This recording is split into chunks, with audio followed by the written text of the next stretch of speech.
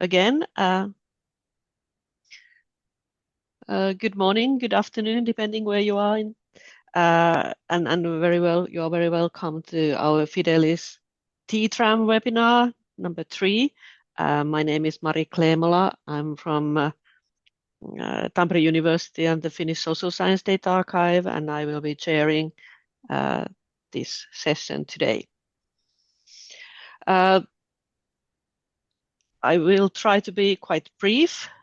I'm sure many of you have already heard about the FIDELIS project and what we are doing, but just a few slides to start with. Then after that, I will give the floor to Hervé, who will have about half an hour to talk you through the TTRAM.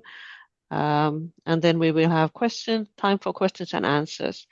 After that, we will end with some next steps. So we will record this, the presentations, not the questions and answers. And the link to our notes document is in the chat. So if you want to ask any questions, feel free to raise your hand or add your question in the chat or add it directly in the notes document.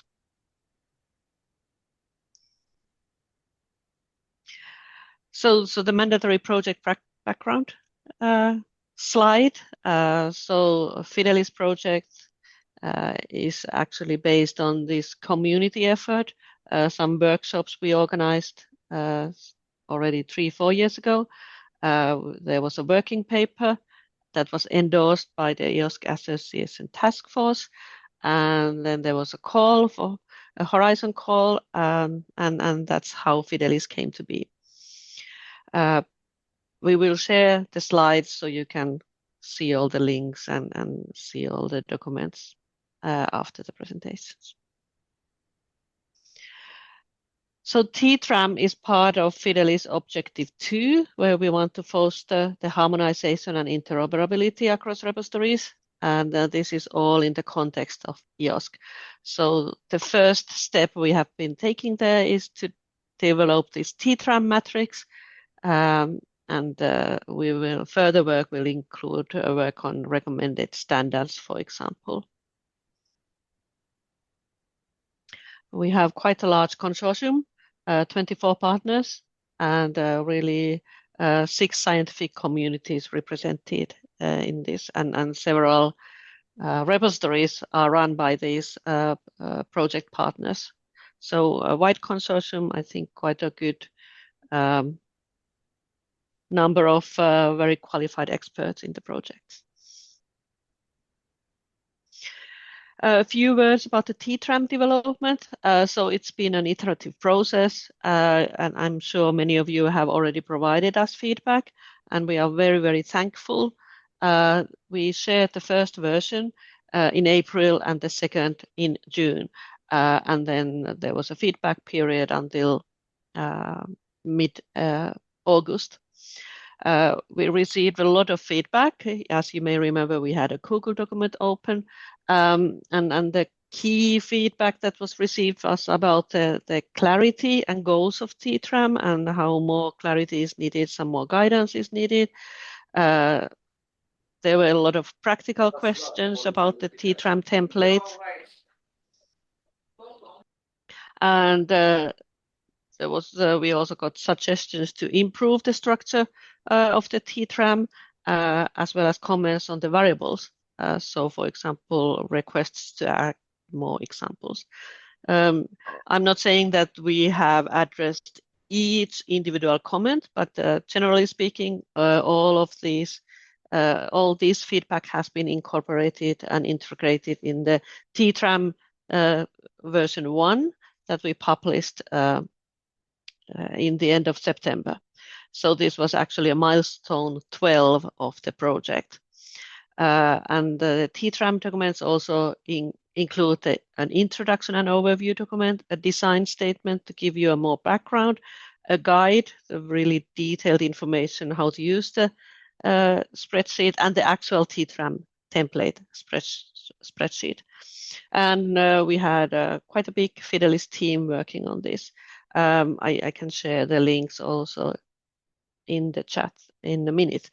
But that's all I had to say. I will now give the floor to Herve and stop sharing. So Herve, the floor is yours. Thank you very much, Mari.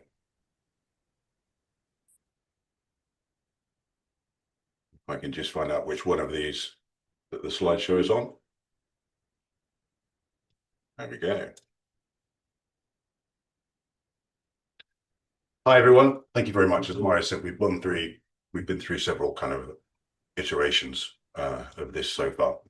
And everyone's really grateful for the feedback we've received. We'll try and go through the various aspects of this. We'll start off with a little bit of context, because the point of the FIDELIS project in the future, FIDELIS network, is to look at different types of trustworthy digital repositories, preserving digital objects, which is a simple goal, apart from the fact that all of the words in that sentence are in some way ambiguous, disputed, or subject to debate. So we need to do quite a lot of unpacking of some of these different ideas to make sure that we're doing something that's inclusive overall for the notion of this future network.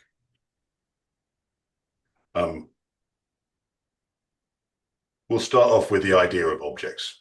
So sometimes TDR is used to stand for trustworthy data repositories. Sometimes data is used in a very broad sense for anything digital. So FIDELIS is pretty clear that a lot of the repository content and the focus will be on the various raw and processed data that's of relevance to researchers, or that's created and collected during research. But the FIDELIS coverage is inclusive of all digital objects held by repositories. This includes software and code, workflows, ontologies, semantic artifacts, and metadata records held by registries. So that's our first opener on that.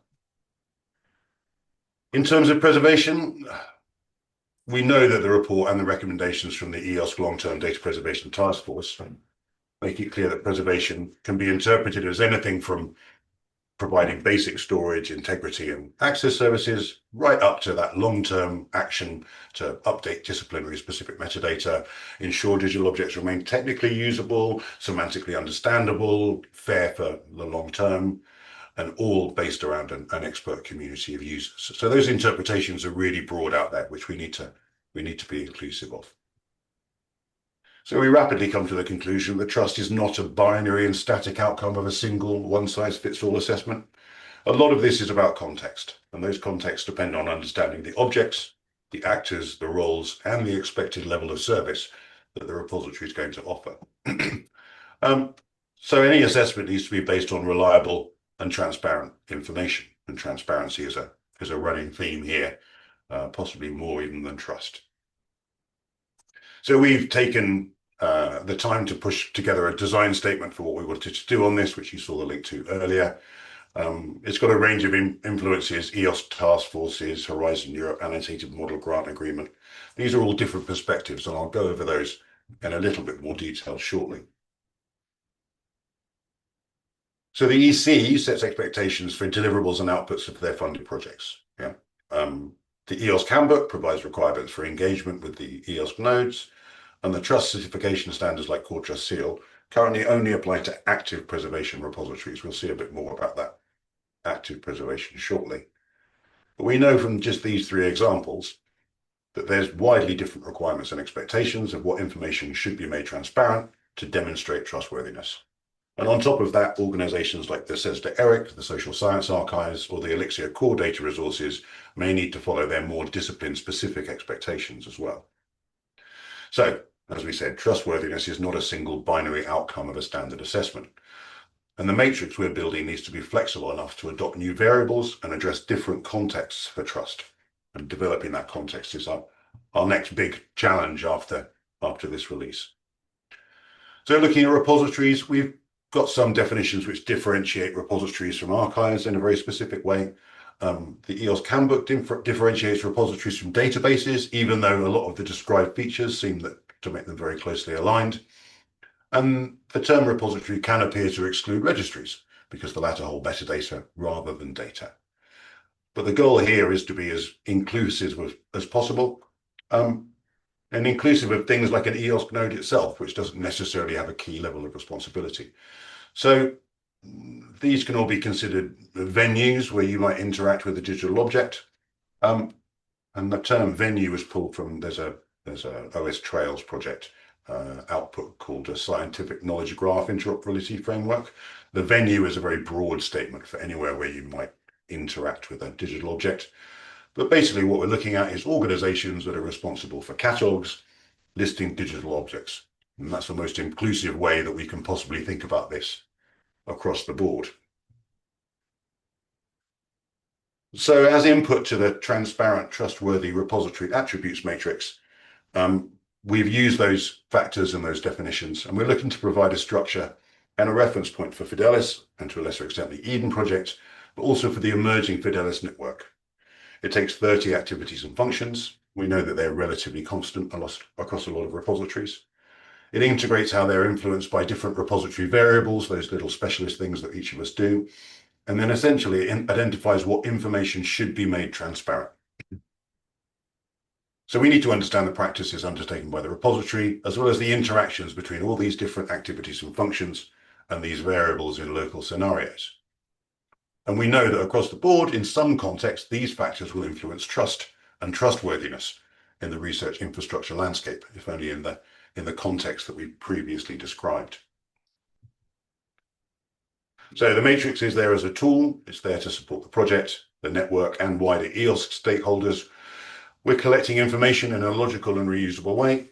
We're understanding the wide variety of types and practices across repositories. And we're sharing structured information for consultation and use. Yeah. So this is all the background to designing and then implementing a functional network that's looking to deliver mutual support and aligned practice. Now we've got those activities and functions, which we'll go into in a bit more detail shortly. But the first variables per repository that we've selected are the levels of retention, curation, and preservation being offered, and the repository object, user, and depositor characteristics that vary across each repository type. Again, a little bit more on that in a moment. And we're looking to build on those initial variables over time to improve our understanding. Yeah. They've been selected as a foundation because different levels of retention, curation, and preservation influence the level of technical monitoring of formats and software that you might do, and your level of engagement with the community needs. And this is about identifying triggers for taking an active preservation action over time. And we know that across repositories, the inclusion or exclusion of different objects or depositors or users influences whether a researcher should or could select them for their research outputs. And that's an important point there, is that it's not always easy for a researcher to find out where to put something or whether it will be cared for in a way that they feel it will be reusable for as long as necessary. So even though this is a repository network piece, the underlying needs of the researcher are always in consideration across the board. So we need to understand these key variables and how they interact, and that helps us provide a common vision for the exploration of additional relevant variables. Now we know that there'll be lots of different ways to do this, and that we'll be responsive to the emerging community, but this certainly includes things like the trust principles, transparency, responsibility, user focus, sustainability, and technology, or the fair and care principles. They've all got an influence on our repository practices, in turn on what we make transparent, and in turn on what might guide some degree of trust assessment. Now, the first of these variables came out of a long-standing core trust seal effort to specify who was in and out of scope for the core trust seal. As the core trust seal became more and more popular, they received more and more interest from a wider variety of repositories, which weren't sort of clearly defined.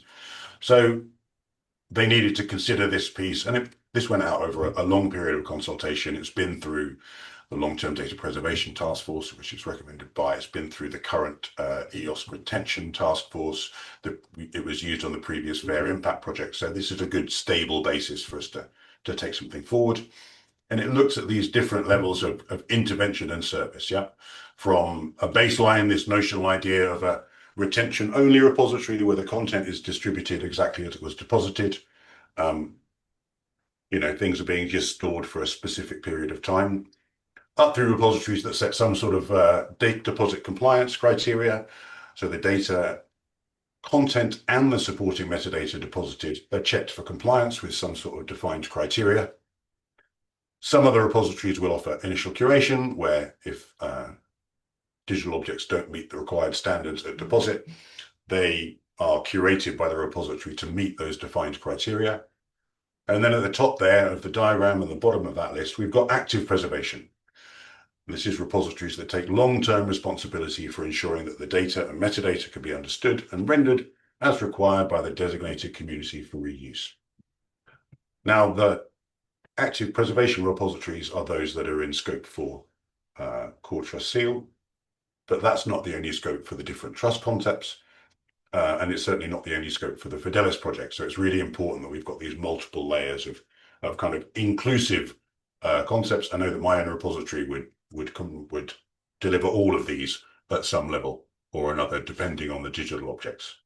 So this is a cumulative list that we know impacts the level of service.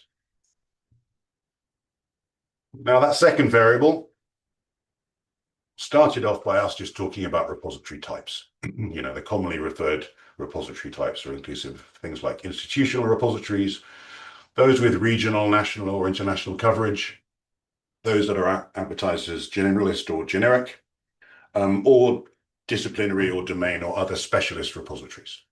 But the more we dived into those, the more we saw that there were a variety of details about the repository that weren't immediately obvious by that simple label. Those labels aren't going away. They'll continue to be used, but we needed to do something that thought about this in a little bit more detail. So what we've looked at is how these influence the scope of the repository's mission and their collections, including which digital object types and content are accepted for deposit, curation, preservation, and access, which range of users are served, whether or not there's some control over those users over time in the case of things like sensitive data, the range of depositors served, is there a reason that you'd reject a depositor? The obvious example being institutional repositories serving their own researchers. And all of these different factors end up influencing the necessary skills and expertise within the repository, which in turn impact what the repository should be transparent about, which provides the potential evidence for us to assess trustworthiness. So this all builds up from these different details into something that's a bit more practical and usable in real terms. So on to those activities and functions. The TTRAM groups 30 activities and functions by digital object management, organizational infrastructure, technology, and security. And this really is just a superset that we've pulled together from a range of existing criteria, guidelines, requirements, and standards. The idea is that the matrix supports cooperation and alignment within the project and across these. So it's intended to complement and engage with those working to develop more specific and granular criteria. We'll come up with an example later. It is absolutely not intended to dilute or replace them or be an assessment system on its own. This is very much a catch-all superset of activities and functions. You can see there the original list that was used to develop the TTRAM activities and functions.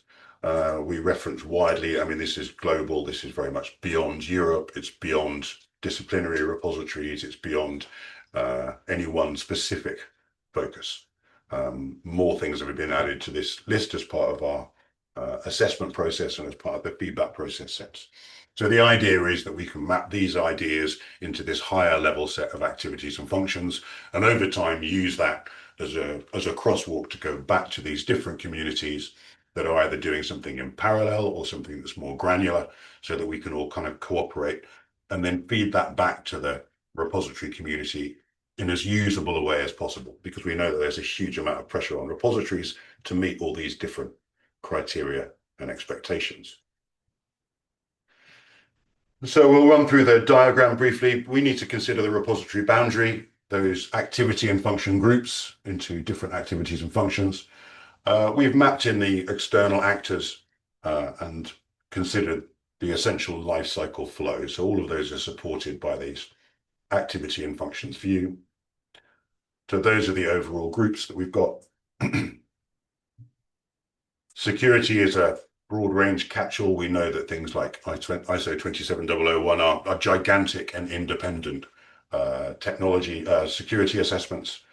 For technology, we've got the equivalent, which might be something like FITSM or other IT service management.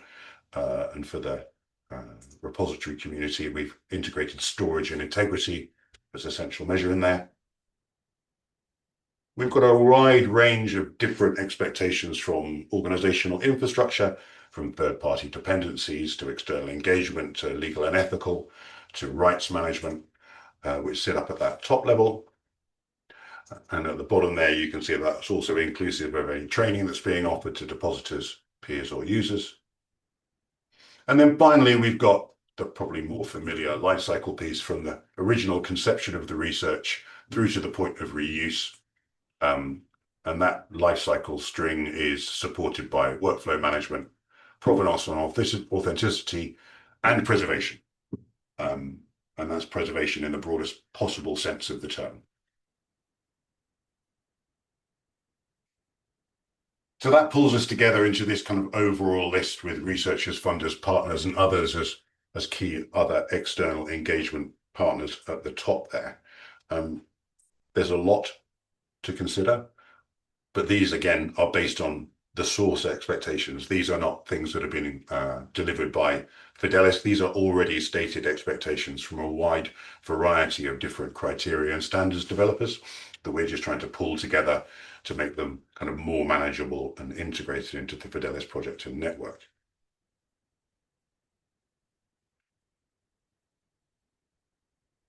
Now, the links were shown at the beginning of the session. We'll be sharing all of the slides afterwards as well. All of the text that you can see in the screenshots of the TTRAM spreadsheet are also reproduced in the TTRAM guide document. So if you're looking for a starting point, that's the one with all those details that doesn't go quite so much into all the background. It tries to be as strict as possible. But everything that you see here is also represented there. So each is uniquely identified. You can see the group, you can see the activity and function, and there is a very, very brief scoping contextual description here. The intention is not to infinitely expand these over time. This is just enough so that we can match the relationships with other more granular criteria that are out there. Now, through the initial process and through multiple levels of feedback and through internal work by the project to consider how these different things might apply to our repositories, there is a column of example transparent information. Yeah. Now, these are real world examples. This is not, a best practice exemplar in every case. That's not the stage that we're at the moment. What we really are doing is we're saying that out in the real world, this is some of the transparent information which is made available related to this activity and function. At the bottom there, you can see we've done something like, this is their deposit license. So that briefly tells you that there's a relationship to another activity and function, but these are mainly intended to be as standalone as possible. And then under those following two variable columns, we've tried to provide brief descriptions as to how the levels of retention, curation, and preservation, and how the different depositor, user, and object characteristics might influence what information you could usefully make transparent as a repository.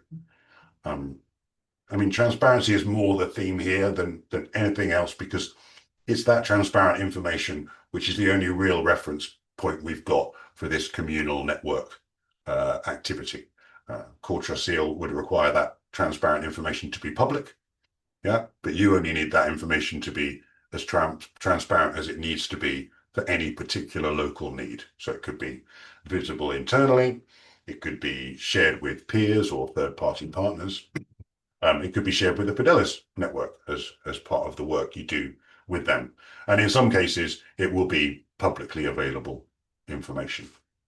And obviously the more obvious and clear and available and I suppose fair all of this transparent information is, the more we can use it as a tool for mutual understanding and for building this network of repositories.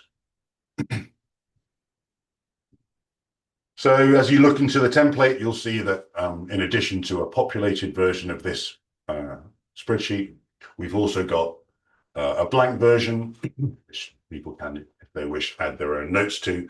At the moment, we've just run through that and applied items where we don't think that there's any applicability of that NA not applicable to a particular activity or function. But other than that, that's just a blank reference point.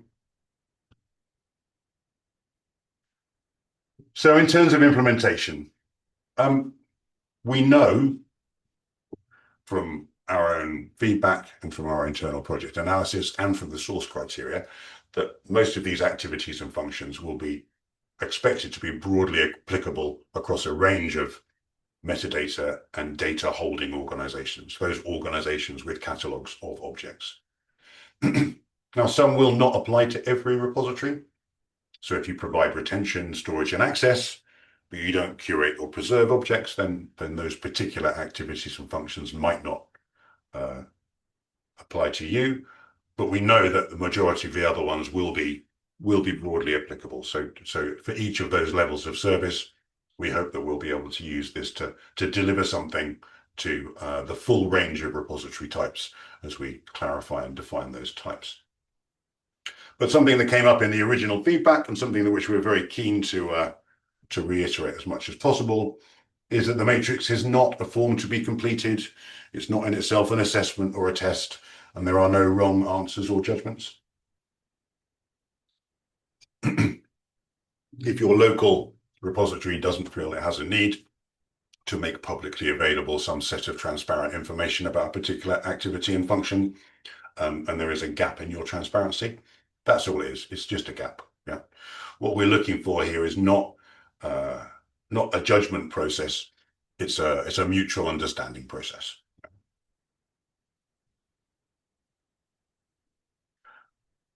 And as we take this forward after this initial release and after the December deliverable, we've got a number of dependencies and interdependencies to think through.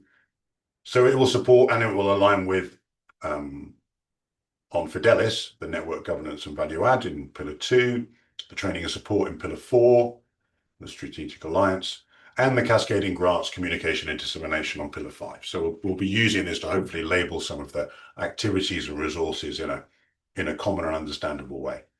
And then over on Eden, we've got expert and community engagement work, discipline-specific requirements, which are obviously highly relevant to what we talk about in terms of transparency, and the work on long-term access and preservation services and tools on work package 2. In terms of tools, there's also an ongoing RDA working group looking at technical repository service providers, which as that delivers will also be a common reference point. But in bold there, you can see that we've got the data and process framework for long-term digital preservation. Now that's an activity that's coming out of Eden Work Package 1. And that's kind of one of our exemplars. So to take a step back, we can and will use the spreadsheet in our organization to consider what we do make transparent and how we make it transparent and how we manage it over time and how we version it and how we intend to keep it up to date. You know? And some of that will be so that we can maintain certification. So we're ISO 27001, but we also follow the UK's Digital Economy Act and we're Core Trust Seal certified. Yeah, so this is really useful to us as a day-to-day internal tool because we can start to map this to our policies and our procedures and our workflows and consider how each of these things acts as evidence for different pieces of certification, as well as the basis, our workflows act as the basis for consistent delivery on a day-to-day basis. Yeah. So we will be using sort of that, almost that blank view to map into our activities.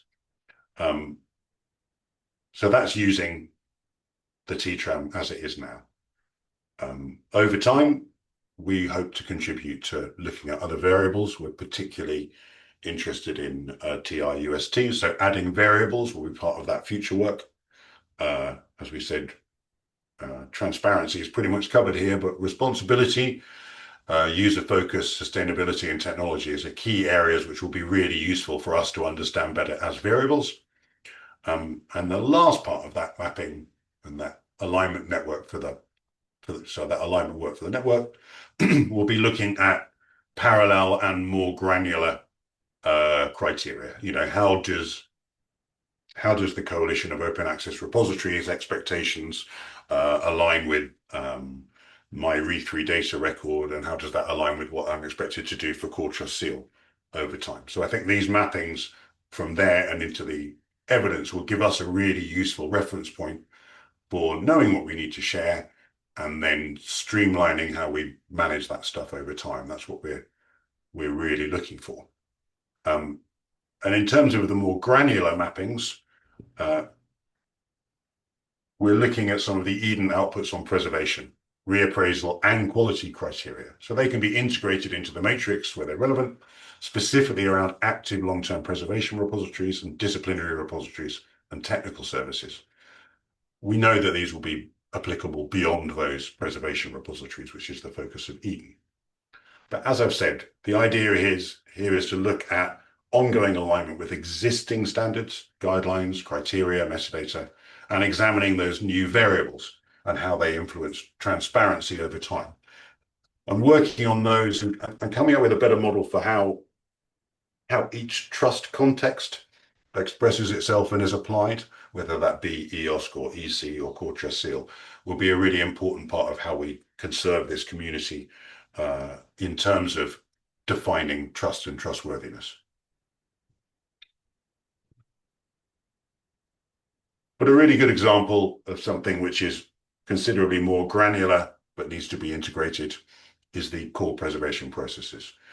As we said, we'll do multiple other mapping exercises over the course of time to both extend the matrix and to revalidate the matrix. That will be an ongoing process. But this, I just want to finish off here today on kind of the very last piece, which is something that's come out of the Eden project. And as you can see, this grouping here into dissemination, preservation planning, object characterization, lifecycle management, generating new files, that's a mixture of things which sit possibly at the level of the activities and functions, and obviously in some cases at a much more granular level. And these preservation processes, while preservation focused, have also got a strong influence over your deposit and appraisal practices or your curation and quality compliance practices. And these all, depending on your level of service, influence what actions you would take to ensure that there was active preservation and that the digital objects remained findable, accessible, interoperable, reusable over time. So that fair plus time aspect. So Fidelis and Eden are sibling projects. So as an opener, mapping these together is an important target. And as a test to do this, these are just drafts at the moment, but we've looked at these different lifecycle pieces. We can see that we've got a fairly strong mapping between things that are either at the same level as the activities and functions or are more granular. And we're looking at the preservation piece as well. Sort of the EOSC long-term retention task force is looking at things like appraisal and reappraisal over time, and is looking at an integrated preservation approach, which everybody should share whether or not they offer active preservation. And you can see here that on the left there, there's the storage and integrity measures, a part of technology, which are closely associated with the CPPs. And then this is a subset of the core preservation processes, which map strongly into what we consider to be kind of ongoing preservation activities, but would also impact deposit, would also impact curation. So this kind of granular mapping will be a key part of our ongoing work on the TTRAM. And from there, and from the lessons we learn there, we can do a similar thing for, say, the Coalition of Open Access Repositories, or the next version of Core Trust Seal as it's released as well. And we're really hoping that these efforts to align things and to enable you to jump from one reference source to the next will be a great benefit to future network members in understanding what the different expectations are that they comply with, but in turn, what information should be transparent and where the supporting resources are over time for you to be able to deliver something which meets these different expectations from different authorities who might assess your trustworthiness. So just to finish off, there's a little demonstration here on the alignment and gaps. And this is an exercise that we can repeat from another number of other different environments. But given the focus of the core preservation processes, this is exactly what we'd expect to see.